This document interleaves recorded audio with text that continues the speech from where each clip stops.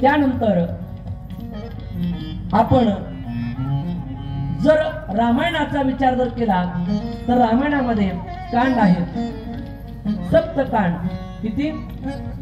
बालकांड, अयोध्याकांड, अरण्यकांड, किष्किंधाकांड, त्याच्यानंतर युद्धकांड, उत्तरकांड, असे 7 कांड त्या ठिकाणी वर्णन करून सांगितली.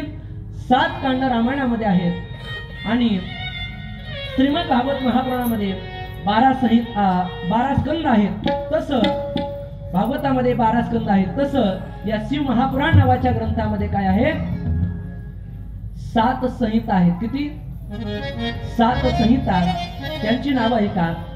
पहिली संहिता आहे विद्येश्वर संहिता, दुसरी संहिता आहे रुद्र संहिता, तिसरी संहिता आहे शतरुद्र संहिता, चौथी संहिता आहे कोटी रुद्र संहिता, 5वी संहिता आहे उमा संहिता, 6वी संहिता आहे कैलास संहिता आणि 7वी संहिता आहे वायवीय संहिता.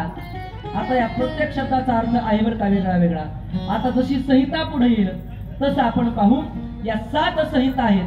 पहिली सांगितली विद्येश्वर संहिता. विद्येश्वर संहिता म्हणजे काय? की ज्यामध्ये भगवान परमात्म्याची प्राप्ती कशी होईल याचं ज्ञान ज्या संहितेत सांगितलं त्याला विद्येश्वर संहिता असं म्हणतात. काय? भगवत प्राप्तीचं ज्ञान, देव प्राप्तीचं ज्ञान ज्या संहितेमध्ये सांगितलं त्याला विद्येश्वर संहिता असं म्हणतात. ती संहिता आपल्याला आता श्रवण करायची आहे. मग प्रश्न केला, महाराज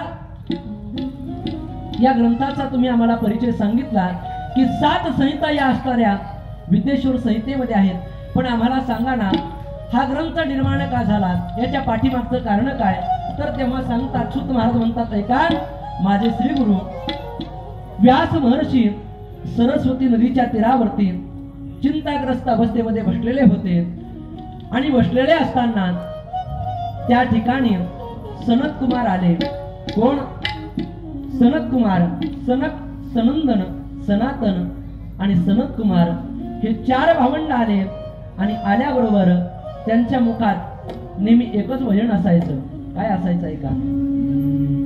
हरी शरणम हरी शरणम हरी शरणम हरी शरणम हरे शरणम हरे शरणम हरे शरणम हरे शरणम हरे शरणम हरे शरणम श्री शरणम हरे शरणम हरे शरणम हरे शरणम हरे शरणम हरे शरणम शरणम हरे शरणम श्री शरणम हरे शरणम श्री शरणम हरे शरणम श्री शरणम हरे शरणम हरे शरणम हरे शरणम हरे शरणम.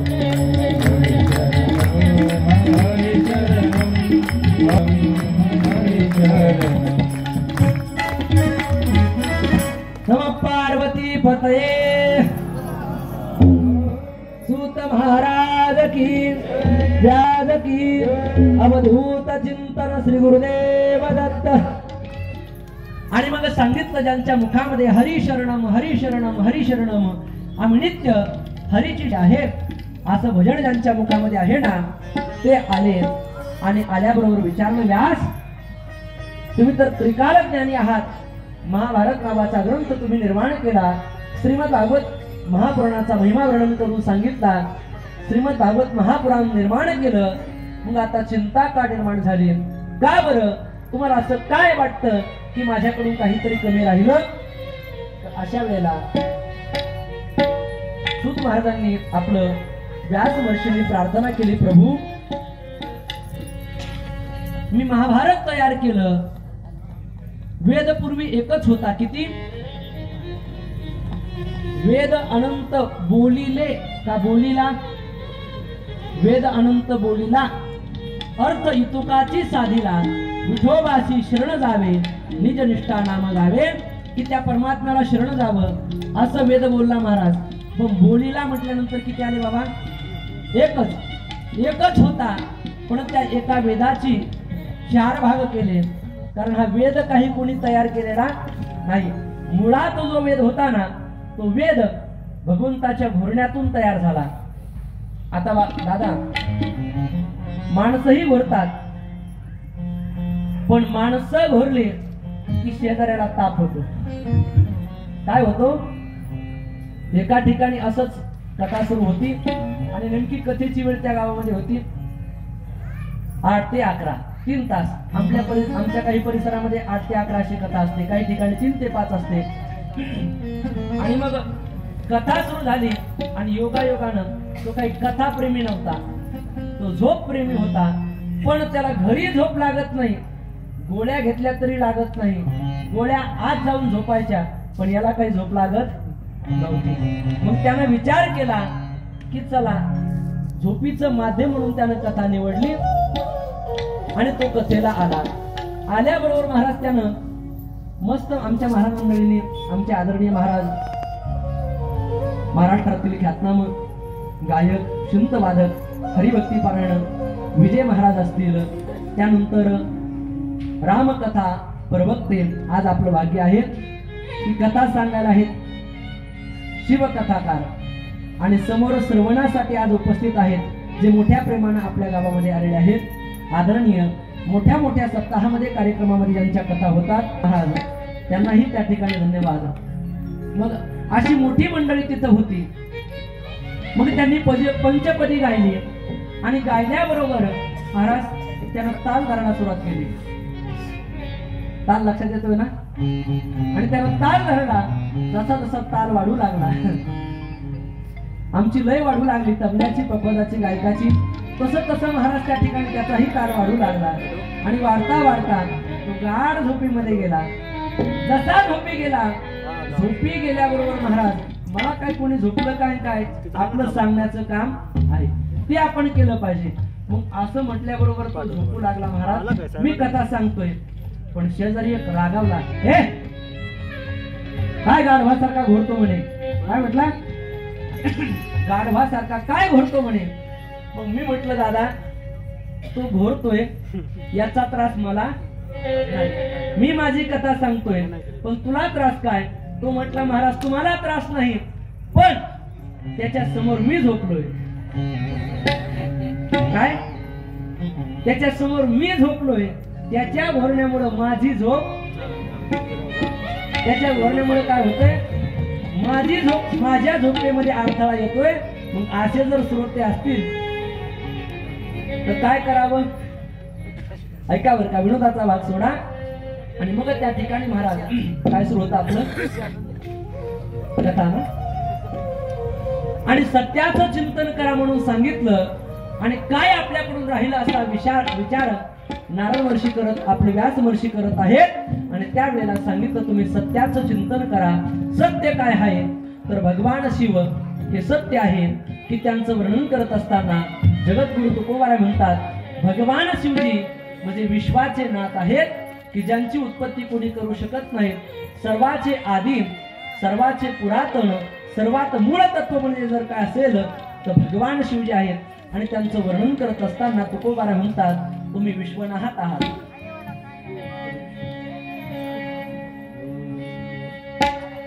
तुम्ही विश्वनाथ दिनरंकनी अनाथ, दिनरंकनी अनाथ, दिनरंकनी अनाथ. तुम्ही विश्वनाथ दिनरंकनी अनाथ, दिनरंकनी अनाथ, दिनरंकनी अनाथ. तुम्ही विश्वनाथ दिनरंकनी अनाथ, अनाथ दिनरंग मी अनाथ दिनरंग मी अनाथ तुम्ही विश्वनाथ दिनरंग मी अनाथ दिनरंग मी अनाथ दिनरंग मी अनाथ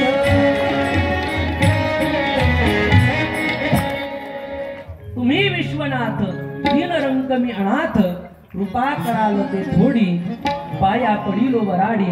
आणि असं वर्णन केल्यानंतर महाराज असे भगवान शिवजी आहेत किंवा ज्ञानाची परंपरा कुठून आली तर आदिनाथापासून परंपरा आली जाण. किंवा आपण रोज हरिपाठ म्हणणारी मंडळी आहात. आदिनाथ उमा बीज प्रगटले. कशाचं बीज? ज्वारीचं. मग ज्ञानाचं बीज. आदिनाथ उमा बीज प्रगटले मचिंद्रा लाधले सहज स्थिती. सहज त्या ठिकाणी प्राप्त झाले महाराज. तो अधिकार असल्यामुळं किंवा आदिनाथ गुरु सकळ सिद्धांचा मचिंद्र तयाचा मुख्य शिष्य मचिंद्राने बोध गोरक्षासी केला. गोरक्ष वळला वेणी प्रती गहिणी प्रसादे निवृत्तीला तार. ज्ञानदेवा सार चोजविले. अशी ज्ञानाची परंपरा अगदी माझ्या ज्ञानोबाऱ्यापर्यंत आलेली आहे. आणि तेच ज्ञान आपण ती दिव्य परंपरा श्रवण करतोय. भगवान शिवजीचा महिमा या ग्रंथामध्ये वर्णन करून सांगितलेला आहे. ती शिव महापुराण कथा आपण श्रवण करतोय. आणि मग सत्याचं चिंतन करा असं म्हटल्यानंतर सत्य काय आहे तर भगवान शिव आहेत. आणि सर्वात आधी जर काय असतील तर भगवान शिवजी आहेत. शांती प्रमाणात महाराज एका अभंगात वर्णन करतात. ऐका. ओंकार हे बीज सर्वांचे जाणावे. ओंकार हे मूळ सर्वांचे जाणावे. ओंकार हे मूळ सर्वांचे जाणावे.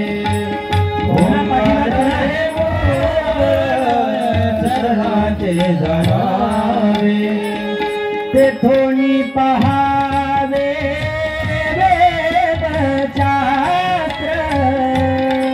तेथोनी पहावे वेदशास्त्र. तेथोनी पहावे वेदशास्त्र. तेथोनी पहावे वेदशास्त्र. ओंकार हे सर्वांचे जाणावे. ओंकार हे मूळ सर्वांचे जाणावे. ओंकार हे मूळ सर्वांचे जाणावे. ओंकार हे मूळ सर्वांचे जाणावे.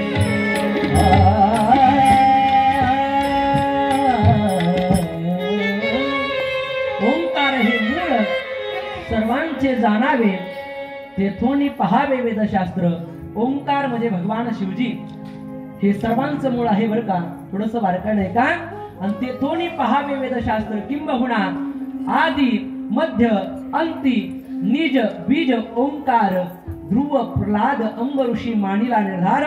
ज्ञानोबारा वर्णन करतात अगोदर मध्यांतरी आणि शेवटी जर काय असेल तर त्याला ओंकार असं म्हणतात. आदि ओंकार, मध्य ओंकार, अंती ओंकार. आदि मध्य अंती निज बीज ओंकार असं ओंकार तत्व आहे. भगवान शिवजी आहेत. त्या सत्याचं श्रवण चिंतन तुम्ही त्या ठिकाणी करा. आणि मग महाराज नमस्कार केला आणि निघाले पुढं सनत कुमार. आणि यांनी महाराज तिथं हा ग्रंथ लिहायला प्रारंभ केला. आणि सूत महाराज म्हणतात तेच तत्वज्ञान माझ्या महत् भाग्यानं मी तिथं श्रवण केलं. या ज्ञानाची परंपरा सांगितली. ब्रह्मदेवा भगवान शिवजीनं ब्रह्मदेवानं त्या ठिकाणी सनत कुमारांनी व्यासांच्या माध्यमातून सूत महाराजांना आणि सूत महाराजांच्या माध्यमातून शौनकांना आणि त्यांचं निमित्त म्हणून तोच असणारा सूत महाराजांच्या मुखातला संवाद आपल्या महत्भाग्याने समस्त ग्रामस्थ मंडळी देवोशीकर यांच्या उत्तम अशा नियोजनातून तन मन धनाच्या सहकार्यातून अथक प्रयत्नातून ती दिव्य कथा आपल्या गावामध्ये देवोशी गावामध्ये सुरू आहे. मी कालही या नावाचा अर्थ सांगितला होता. साक्षात देवाच्या नावावरून हे गाव वसलेलं आहे आणि त्या संस्कृत मध्ये जर पाहायचं झालं तर देवह अत्र असी म्हणजे देव या ठिकाणी जणू काही साक्षात वास्तव्य करतोय असा ज्या गावाच्या नावामध्येच अर्थ आहे. असं आपलं पवित्र गाव आहे. आणि मग हे आदी तत्व सांगितलं आणि सांगितल्याबरोबर महाराज स्वतः हा ग्रंथ निर्माण झाला आणि तोच संवाद सूत महाराज शौनकांना सांगतात. आणि सांगत असताना सांगितलंय का कथेमध्ये 3 गोष्टी असाव्या लागतात. किती? एक देव असतो, 2 नाम असत आणि 3 भक्त असतात. काय?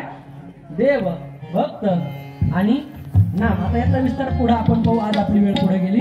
आपल्याला ब्रह्मा विष्णू आणि महेश यांचा अवतार या ठिकाणी पाहायचा आहे.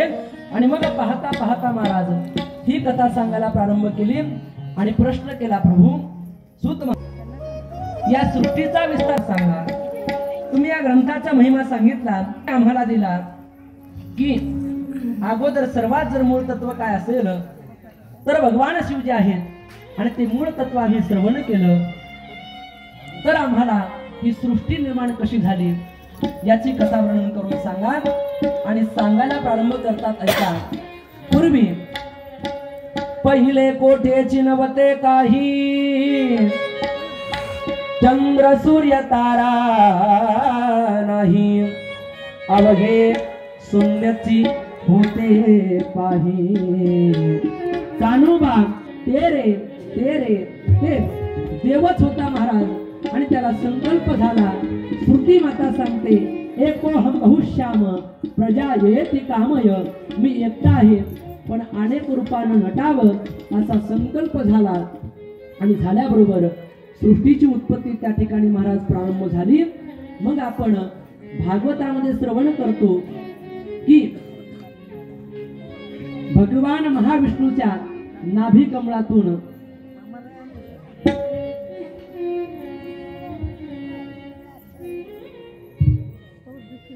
भगवान महाविष्णूच्या नाभी कमळातून कोण जन्माला आलं? तुमच्याकडे नाही आलं कोणी? तेच म्हटलं ब्रह्मदेव. याची नाभी कमळी जन्म चतुरानना, येण्याची पडमुनी भेद केला शहाणा. नाभी कमळातून किंवा बरवा, आपण टाकड्यामध्ये का भंग म्हणतो कोणता? बरवा बरवा केशवराज गरुड वाहन चतुर्भुज कंठी कौस्तुभ झळके बीज मेघश्याम देवकरी. या सृष्टीची रचना नाभी जन्म चतुरानना, जग हे वाखानी मदना ते मे करू तयाचे. म्हणजे याची नाभी कमळी जन्म चतुरानना, ब्रह्मदेवाचा जन्म झाला. इथून पुढे पाहतो पण याचं मूळ तत्व सांगितलं व्यास महर्षींनी, ते सांगितलं शिव महापुराणामध्ये. भगवान शिवजीनं या सृष्टीचा विस्तार करायला प्रारंभ केला आणि प्रारंभ केल्यानंतर आपल्या हृदयातून, ऐका बरं का, हृदयातून महाविष्णू अवताराला आले, प्रगट झाले. कशापासून? हृदयातून. कंठातून ब्रह्मदेवाला निर्माण केलं आणि भ्रुकुटी, दोन्ही डोळ्याच्या मध्ये जो भाग असतो ना त्याला भ्रुकुटी असं म्हणतात. त्या भ्रुकुटीतून स्वतः तयार झाले. आणि थोडीशी गंमत आता अशी आहे, ऐका. मग 3 देव निर्माण झाले. भगवान शिवजीनं हृदयातून निर्माण केलं कुणाला? विष्णूला. पण भगवान विष्णूचा मोठेपणा व्हावा म्हणून कंठातून निर्माण झालेला ब्रह्मदेव ठेवला कुठं? महाविष्णूच्या नाभीतून जे कमळ निघालं का त्या कमळामध्ये ठेवलं. आणि ठेवल्याबरोबर भगवान महाविष्णू पासून मग कोण? ब्रह्मदेव. आणि ब्रह्मदेव अवताराला आले आणि त्यांनी मग त्यांच्या कानावरती शब्द पडले. आता भरपूर मोठा इतिहास आहे. तप करा. आणि तप करा म्हटल्याबरोबर त्यांनी तप करायला प्रारंभ केला तप सुरू केलं आणि तप महाराज पूर्ण झालं आणि तपानंतर त्यांना सृष्टी उत्पत्तीचं ज्ञान झालं. ज्ञानोबारा वर्णन करतात ऐका. पूर्वी गाभिरोत्तमा सृष्टीची हा उपक्रमा वेडा ऐसा ब्रह्मा एकला होता मज ईश्वरा ते नोळखे आणि सृष्टी ही करू न शके तो थोरू केला एके नामे येणे आणि मग त्याला सृष्टी उत्पत्तीचं ज्ञान ब्रह्मदेवाला झालं महाराज. आणि ब्रह्मदेव सृष्टीची उत्पत्ती करू लागले. म्हणजे भगवान शिवजीनं स्वतः तिन्ही देवाला निर्माण केलं. मग तेच हृदयातून निर्माण झालेले भगवान महाविष्णू, त्यानंतर कंठातून निर्माण झालेले ब्रह्मदेव, ब्रह्मदेवाला ठेवलं त्या महाविष्णूच्या कमळातून तयार झालेल्या त्या कमळावरती आणि कमळातून तयार झालेले मग ब्रह्मदेव, ब्रह्मदेवानं तप केलं आणि त्यांनी सृष्टी उत्पन्न केली. आणि मग ब्रह्मदेवाच्या भ्रुकुटीमधून ऐका बरं का, ब्रह्मदेवाच्या भ्रुकुटीमधून कोण अवतरला आलं? भगवान शिव. निर्गुण निराकार शिव वेगळे, ते शिवतत्व आहे. पण त्या शिवतत्वापासून हे तीन देव त्या ठिकाणी प्रगट झाले, ब्रह्म विष्णू आणि महेश. किती? ब्रह्म विष्णू आणि महेश. कशामुळे तीन झाले? कारण गुण आहेत तीन. तीन प्रकाराच्या तीन गुणाचे लोक या समाजामध्ये पाहायला मिळतात. आणि त्या तीन गुणाच्या लोकांसाठी देवानं तीन कार्यासाठी तीन देवाची निर्मिती केली. सत्वगुण महाविष्णू की ज्यांच्याकडे काम आहे सर्वांचं पालन पोषण करायचं. ब्रह्मदेवाकडे उत्पत्तीचं खातं दिलं आणि भगवान शिवजीकडे तिसरा डोळा उघडायचा आणि सर्वांचा संहार करायचा. तीन गुणापासून तीन देव निर्माण झाले. तसे महाराज या समाजामध्ये बरं का विजय महाराज, या समाजामध्ये देखील तीन प्रकारचे लोक आपल्याला पाहायला मिळतात. तीन गुणाचे लोक तयार झालेले आहेत. तुकोबारा वर्णन करतात ऐका. प्रकाराचे तीन, प्रकाराचे तीन, वाक्यामध्ये मध्ये प्रकाराचे तीन, प्रकाराचे तीन, प्रकाराचे तीन, प्रकाराचे तीन, प्रकाराचे तीन, प्रकाराचे तीन. तुका म्हणे केले जन, तुका म्हणे केले जन, प्रकाराचे तीन, प्रकाराचे तीन, प्रकाराचे प्रकाराचे तीन.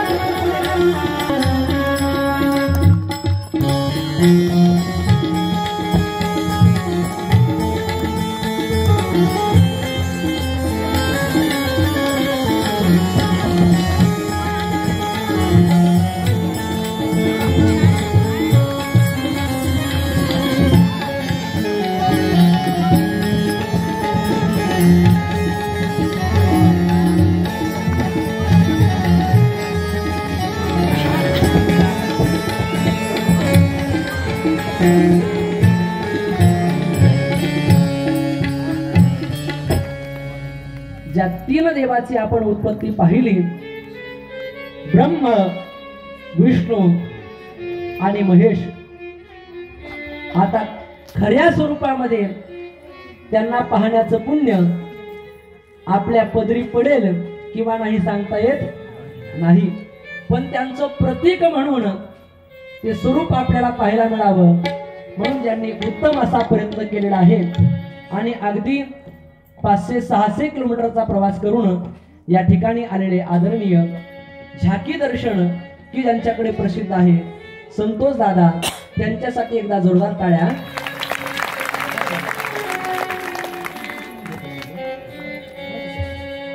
मग अशा प्रकारे महाराज हे तिन्ही देव त्या ठिकाणी अवतरला आले आणि या 3 देवानं 3 गुणापासून 3 देव तयार झाले आणि झाल्यानंतर तसं आपण पाहत होतो समाजामध्ये माणसही 3 गुणाचे आहेत. किती? 3 गुणाची प्रकाराचे 3 तुका म्हणे केले जण, सत्वगुण, रजोगुण, तमोगुण. सत्वगुणी जर मनुष्य असेल तर त्याला भजन आवडतं, रजोगुणी असेल तर त्याला तमाशा आवडतो आणि तमोगुणी असेल त्याला भांडण आवडतात. जर उदाहरण सांगायचं झालं तर आपली आपली टक्केवारी आपण तपासून पहा. आपण कोणत्या गटामध्ये बसतोय? कोणते गट? मी राजकारणातले सांगत नाही हा, महिला बचत गट नाही हा. 3 वर्ग आपण पाहिले. 3 वर्ग वारी, सत्व, रज आणि तम. रात्रीचा प्रसंग आहे, कल्पना करा. आणि रात्री एखादी व्यक्ती उठली, 11 वाजलेले आहेत आणि त्याच्या कानावरती मृदुंगाची थाप पडली. रामकृष्ण हरीचं भजन कानावरती पडलं. पडल्याबरोबर त्याला असं वाटतं की मी कधी तिथं जाईल, असं ज्याला वाटतं त्याला म्हणायचं सत्वगुणी. भजन प्रेमी जो आहे तो सत्वगुणी. दुसरा सांगितला रजोगुणी. रजोगुणी कसा ओळखायचा? की ज्याला वाटतं बरं का सार्थक महाराज, टिंग टिंग टिंग टिंग टिंग टिंग टिंग टिंग, आता हात ताबलाय, ढोलकी असत्या, असा कानावरती आवाज आला. आता दादा तुम्हाला काही वेगळं सांगायची गरज नाही. नारायणगाव कुठे? खानदेशात जवळच. मग टिंग टिंग टिंग टिंग आवाज आला की त्याला असं वाटतं की आपण काय करावं? तमाशाला जावं. ओळखून घ्यायचं की हा रजोगुणी आहे आणि तिसरा आहे तमोगुणी. गावात का भांडण सुरू झाले आणि भांडणाचा आवाज का याच्यापर्यंत गेला बरं का आजी, तो म्हणतो या पठ्यानं तिथं गेल्याशिवाय भांडणाची इति कर्तव्यता होणार नाही. मग तो तिथं जातो आणि पाण्याचा डबा घेऊन जातो. पाण्याचा नाही देत, रॉकेलची कॅन घेऊन जातो. कॅन हा, मग तिथं जाऊन त्याच्यावरती तो टाकतो. म्हणजे वाढलं कसं याचा प्रयत्न करतो. दृष्टांत हा कधी दृष्टांतासाठी नसतो, सिद्धांतासाठी असतो. जसे 3 गुणापासून आपण 3 देव पाहिले की सत्व गुणापासून महाविष्णू, पहिले महाविष्णू येतात दिसले ना. दुसऱ्या जन्माला आले त्या ठिकाणी ब्रह्मदेव, पलीकडे ब्रह्मदेव आहेत दिसले का. आणि जे मध्ये आहेत ते ब्रह्मदेवाच्या भ्रुकुटीमधून भगवान सदाशिव, भोलेनाथ, शिवशंकर देवाचे प्रतीक आहेत म्हणून आपण तिथूनच या तिघांना वंदन करायचं आहे. त्रिवाराम.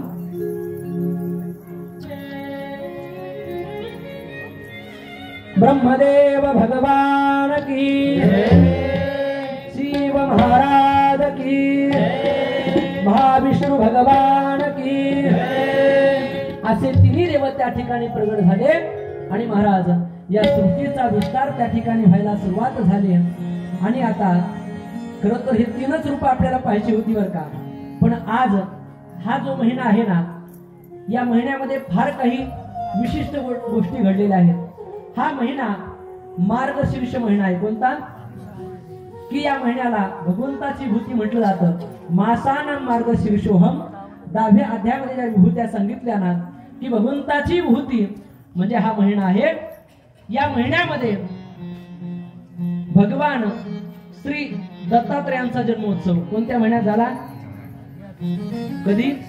अगदी 2 दिवसापूर्वी पौर्णिमेला आपण तो जन्मोत्सव त्या ठिकाणी साजरा केला.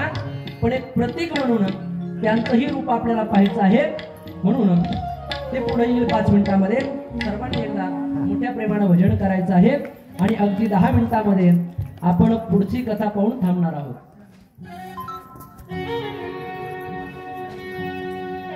श्री कृष्ण गोविंद हरे मुरारी, हे नाथ नारायण वासुदेव.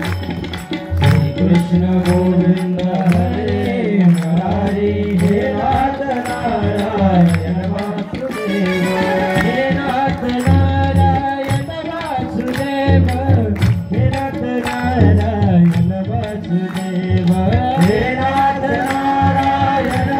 वासुदेव हे नाथ नारायण वासुदेव हे नाथ नारायण वासुदेव हे नाथ नारायण वासुदेव